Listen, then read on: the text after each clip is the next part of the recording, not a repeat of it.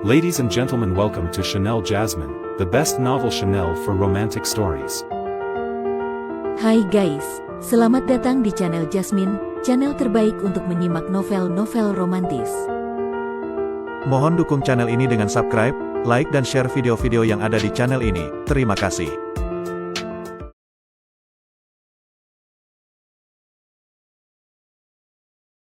Perintah Kaisar Naga bab 4708, 4709. Tuan Mudalin, kami dari Aula ke-10 bukanlah orang yang tidak menepati janji. Semua ini hanyalah kesalahpahaman Anda. Saat itu, seorang lelaki tua bertubuh kecil perlahan mendekat. Kau dari Aula ke-10. Lin Kedong menatap lelaki tua itu dengan penuh selidik. Benar, aku datang khusus untuk menyerahkan 2000 batu roh abadi sebagai uang muka untuk Tuan Mudalin.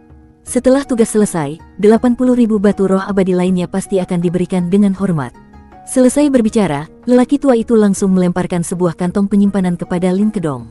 Saat membuka kantong itu dan melihat 2000 batu roh abadi di dalamnya, Lin Kedong langsung sumringah.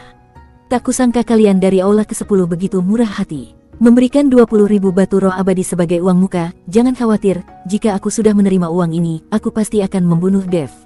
Wajah Lin Kedong penuh dengan kegembiraan. Melihat batu roh abadi sebanyak itu, mata ketiga pria di sekitarnya langsung dipenuhi rasa iri. Tuan muda, kami juga bisa membantu membunuh Dev. Kami hanya butuh 1000 batu roh abadi sebagai uang muka. Bagaimana menurut Anda? Pria bertubuh kekar itu tak tahan lagi terhadap godaan, akhirnya berbicara kepada lelaki tua dari Aula ke-10. Namun, begitu mendengar ucapan itu, wajah Lin Kedong langsung berubah.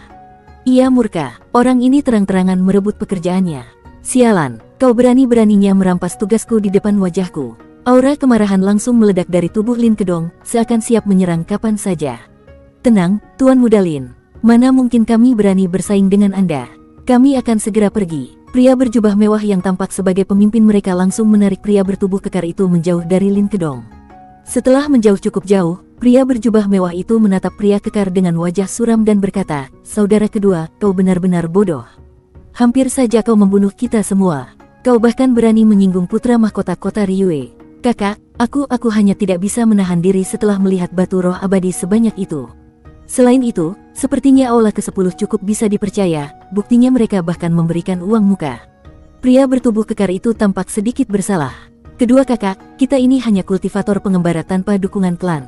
Jika kau terus bertindak seperti ini, cepat atau lambat kita bertiga akan mati." Pria kurus yang merupakan saudara ketiga dari kelompok itu tampak tidak senang. "Diam kau, satu orang harus bertanggung jawab atas perbuatannya sendiri. Lin Kedong itu cuma seorang kultivator alam kesengsaraan tingkat 9, apa yang perlu ditakuti? Jika kita bertiga bekerja sama, kita bisa membunuhnya dalam sekejap. Saat dia mati, bagaimana mungkin kota Ryue bisa tahu siapa yang membunuhnya? Kau hanya penakut." Pria bertubuh kekar itu langsung membentak pria kurus itu dengan penuh amarah. Ia tidak berani melampiaskan emosinya pada kakak tertuanya, tetapi kepada adik bungsunya, ia tidak akan ragu untuk marah. Mendengar perkataan pria bertubuh kekar itu, pria berjubah mewah hanya bisa menghela napas panjang, seakan penuh kekecewaan. Namun, saat suara helaan napas itu terdengar, pria kurus tiba-tiba menghunus tombaknya dan menusukkannya langsung ke dada pria bertubuh kekar. Ujung tombak merah menyala menusuk lurus dengan kecepatan kilat. Pria bertubuh kekar itu terkejut. Ia buru-buru mengayunkan palu bintangnya untuk menahan serangan sambil berteriak, "Sialan! Kau sudah gila, kau mau membunuhku. Bukan aku yang ingin membunuhmu, ini keputusan aku dan kakak kita." Pria kurus itu berkata dengan dingin. "Apa?" Pria bertubuh kekar itu menatap pria berjubah mewah dengan ekspresi tak percaya. Namun, sebelum ia sempat mengucapkan lebih banyak kata, pria berjubah mewah itu melayangkan pukulan telak. Boom! Tubuh pria bertubuh kekar langsung meledak. Sebuah jiwa melayang keluar dari tubuh yang hancur berantakan. "Kakak, kenapa kau melakukan ini?"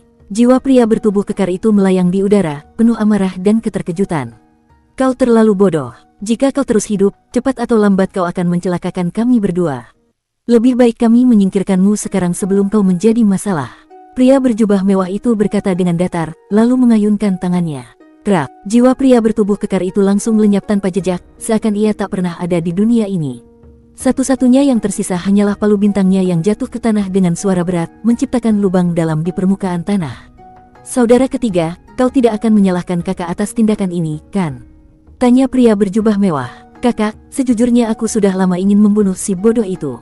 Dia hanya memiliki kekuatan fisik tanpa otak. Jika bukan karena kita selalu membantunya, dia pasti sudah mati berkali-kali, ujar pria kurus dengan nada dingin. Hari ini dia bahkan berani berbicara tentang membunuh putra kota Ryue. Dengan otak seperti itu, cepat atau lambat dia akan menyeret kita ke dalam masalah besar. Pria berjubah mewah mengangguk. Sekarang kita hanya tinggal berdua. Kita harus saling percaya. 100.000 batu roh abadi memang menggiurkan, tapi yang lebih penting adalah nyawa kita. Jika kita mati, bahkan 1.000.000 batu roh abadi pun tidak ada gunanya. Aku mengerti, kakak. Jangan khawatir, aku tidak akan membiarkan diriku dibutakan oleh keuntungan semata, kata pria kurus sambil mengangguk dengan tekad. Bagus kalau kau paham, kita ini hanya kultivator pengembara.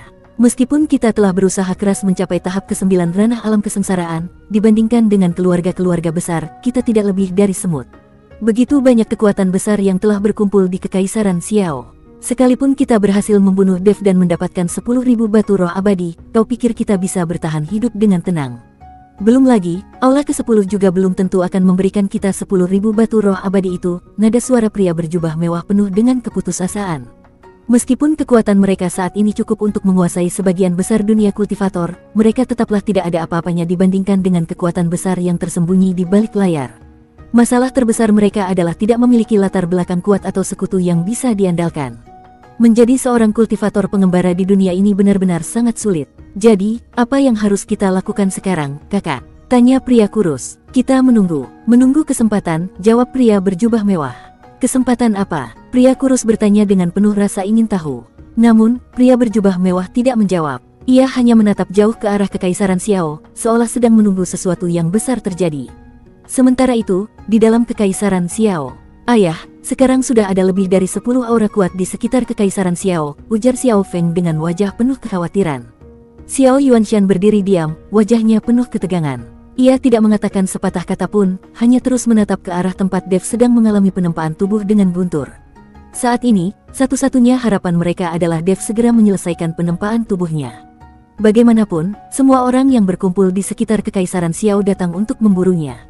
Tiba-tiba, boom, suara ledakan guntur menggema di langit. Sesaat kemudian, cahaya emas melesat tinggi ke angkasa.